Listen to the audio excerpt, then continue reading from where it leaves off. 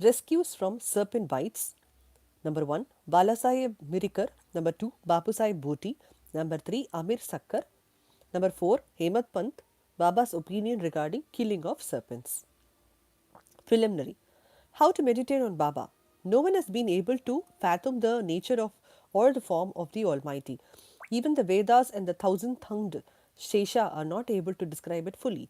But the devotees cannot but know and look at the form of the Lord, for they know that his feet are the only means of happiness.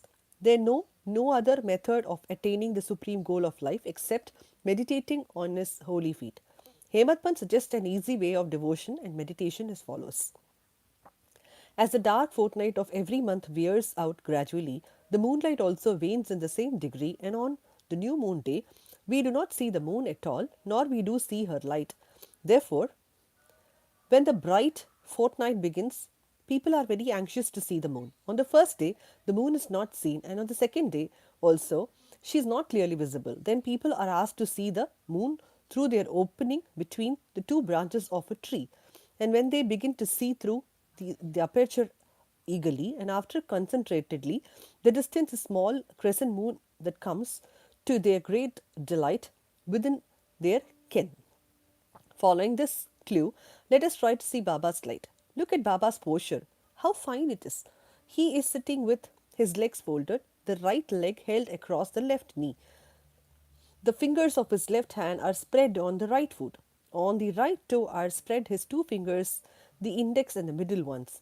By this posture, Baba means to say, as if you were, you want to see my light, be egoless and most humble, and meditate on my toe through the opening between the two branches, index and middle fingers, and then you will be able to see my light. This is the easiest means of attaining devotion. Now let us turn for a moment to Baba's life. Shirdi had become a place of pilgrimage on account of Baba's day. People from all quarters began to flock there, and both the rich and the poor began to be benefited in more ways than one in some form or other. Who can describe Baba's boundless love and his wonderful nature knowledge and his all pervasiveness? Blessed is he who could count experiences one or all of these. Sometimes Baba observed long silence, which was in a way his dissertation or Brahman. At another time, he was consciousness, bliss incarnate, surrounded by his devotees. Sometimes he spoke in parables, and at times indulged in wit and humor. At times he was quite unambiguous, that is, cleared, and at times he seemed enraged. Sometimes he gave his teachings in a nutshell, at other times he argued at length. Many a time he was very plain. In this way, he gave varied instructions to many according to their requirements. His life was therefore inscrutable beyond the ken of our mind, beyond our intellect and speech. Our longing to see his face, to talk with him, and hear his leelas was never satisfied. Still, we were overflowing with joy. We can count the showers of rain encircle the tie the wind in the leather bag, but who can gauge or measure his leelas? Now we deal here with one aspect of them, where how he anticipated or forestalled the calamities of his devotees and warded them off in no time. Balasai Mirikar. Balasai Mirikar, son of Sardar Kakasai Mirikar, was a Mamladar of Kopargaon. He was going on tour to Chitali. On the way, he came to Shirdi to see Baba. When he went to masjid and prostrated himself before Sai Baba, usual conversation regarding his health and other matters commenced. When Baba sounded a note of warning as follows: "Do you know our Dwaraka Mai?" As Bala Sahib did not understand, he kept quiet. Baba continued, "This is our Dwaraka Mai where you are sitting. She wards off all dangers and anxieties of the children who sit on her lap. This Masjid Mai, that is, presiding deity, is very merciful. She is the mother of simple devotees whom she will save in calamities. Once a person sits on her lap, all his troubles are over. He who rests in her shade gets bliss." Then Baba gave him udi and placed his protecting hand on his head. When Bala Sahib was about to depart, he again said, "Do you know the Lambha Bhava, that is long gentleman, by a serpent?" Then the closing left arm like fist, he brought it near the elbow and moving his left arm like a hood of a serpent and said, "He is so terrible But what can he do to the children of Dwarakamai? When the Dwarakamai, its presiding deity, protects, what can the serpent do? All who were present there were curious to know the meaning of all this and its reference to Mirikar, but none other had courage to ask Baba about this. Then Bala Sahib saluted Baba and left the masjid with Shama. Baba called Shama back and asked him to accompany Bala Sahib and enjoy the Chitali trip. Shama came to Bala Sahib and told him that he would go with him according to Baba's wish. Bala Sahib replied that he would not come and it would be inconvenient. Shama returned to Baba and told him what Bala Sahib said to him. Baba said, "All right, do not go. We should not mean well and do well. We should mean well and do well. Whatever is designed to happen will happen."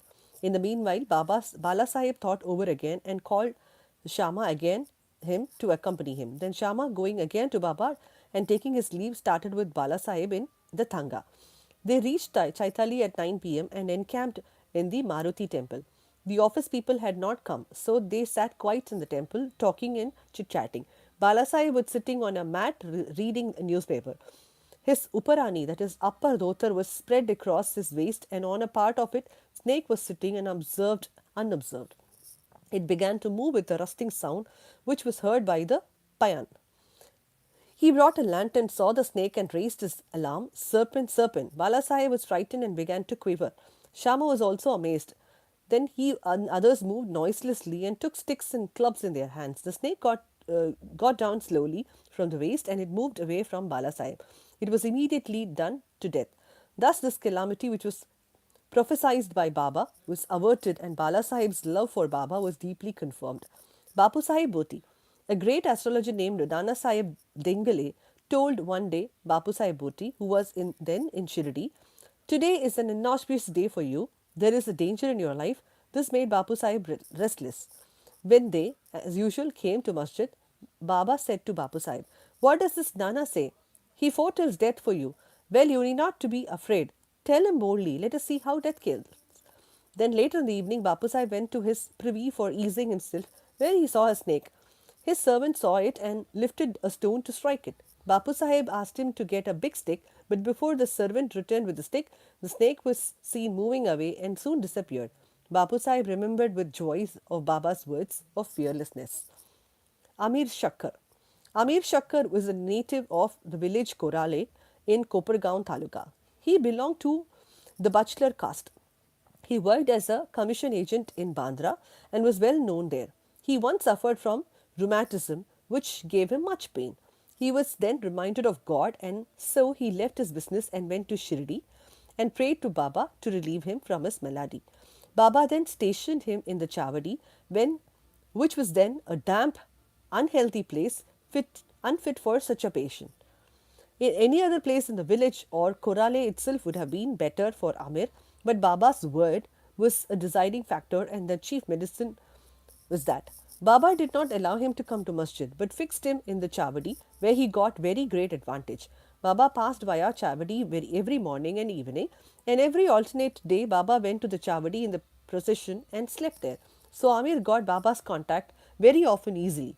Amir stayed there for full 9 months, and then, somehow or the other, he got a disgust for the place. Soon one night he stealthily left the place and came to Kopargaon and stayed in the Dharamshala.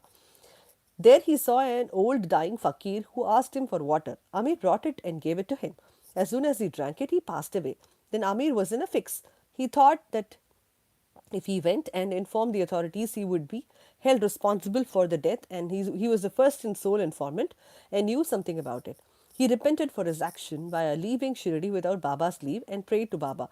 He then determined to return to Shirdi, and that same night he ran back, remembering and muttering Baba's name on the way, and reached Shirdi before daybreak and became free from anxiety.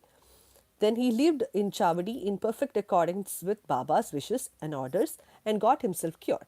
One night it so happened that Baba cried at midnight, "Oh Abdul, some devilish creature is dashing against the side of my bed." Abdul came with a lantern, examined Baba's bed, but found nothing. Baba asked him to examine carefully all the place and began to strike ground with his satka. Seeing this leader of Baba, Amir thought that Baba might have suspected some serpent and come there. Amir could know by close and long contact of the meaning of Baba's words and actions. Baba then saw near Amir's cushion something moving. He asked Abdul to bring the light and he was brought it. He saw the coil of serpent there, moving its head up and down. Thereupon the serpent was immediately beaten to death. Thus Baba gave timely warning and saved Amir. Hemat Pant, Scorpion and Serpent. Story number 1. At Baba's recommendation, Kaka Sahib Dikshit was daily reading two works of Sri Eknath Maharaj via Bhagavat and Bhagavartha Ramayana, and Hemat Pant had good fortune to be one of the audience when he was reading of the works going on. Once, when a portion from the Ramayana relating to Hanuman testing Rama greatness, according to his mother's instruction, was being read, all the listeners were spellbound. Hemat Pant was one among them. A big scorpion, none knew where it came from, jumped and sat on the right shoulder of Hemat Pant, on his upperani, that is upper dhotar. First it was not noticed, but as the Lord protects those who are intent on hearing the stories, he casually cast a glance over his right shoulder and noticed it. It was dead silence, not a bit moved here or there. It seemed as if it also enjoyed the reading. Then, by Lord's grace, Hemat Pant, without disturbing the audience, took the two ends of this dhotar, folded them, and brought them together, enclosing the scorpion within. And when he came out and threw it in the garden. Story number 2. On other occasion, some persons were sitting in the upper floor of Kaka Sahib's Vada just before nightfall when a serpent crept through the hole in window frame and sat coiled up. A light was brought, though it was first dazzled, yet it sat still and only moved its head up and down. Then many persons rushed there with sticks and cudgels, but it sat in an awkward place. No blow could be dealt. But hearing the noises of men, the serpent went out hastily through the same hole. Then all persons there felt relieved. Baba's opinion. One devotee named Muktaram then said that it was good that the poor creature escaped. Hemadpant challenged him, saying that the serpent should be killed. There was a hot discussion between them, the former contending that serpents and such creatures should not be killed, the latter said that should be killed. That as the night came on, the discussion came to an end, without any decision being arrived at. The next day, the question was referred to Baba, who gave his settled opinion as follows. God lives in all beings and creature, whether they are serpents or scorpions. He is the great wire puller of the world, and all beings, serpents, scorpions, etc., obey his command. Unless he will, nobody can do any harm to others.